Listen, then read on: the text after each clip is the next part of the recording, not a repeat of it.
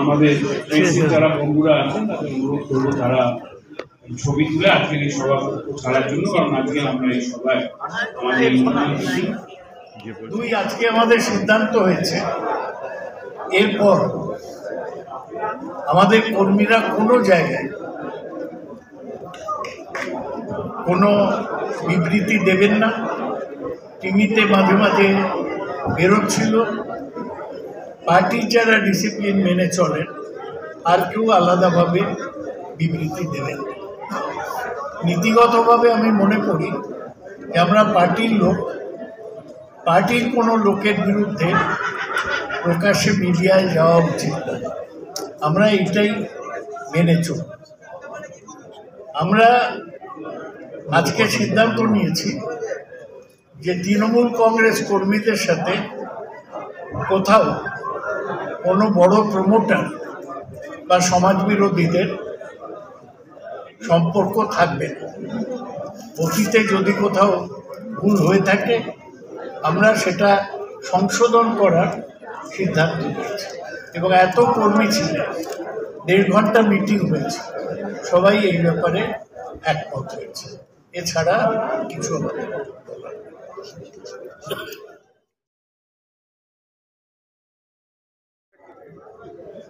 কিছু হয়ে গিয়েছিল, অতীতে হয়তো কিছু ভুল হয়ে থাকতে পারে।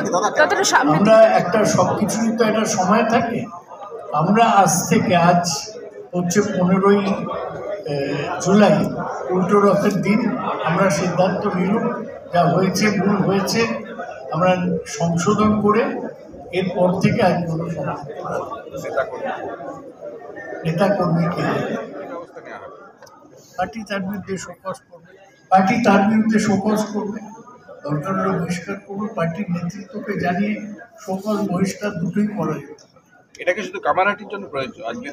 আজকে তো আমরা কামারহাটি নিয়ে সিদ্ধান্ত, সারা বাংলার সিদ্ধান্ত করে ভিরু তোমার হাতে নাই মোহাম্মদের হাত, হালের কাছে মাঝি আছে করবে পরিপাক। শুনেছ রবীন্দ্রনাথের এই গান?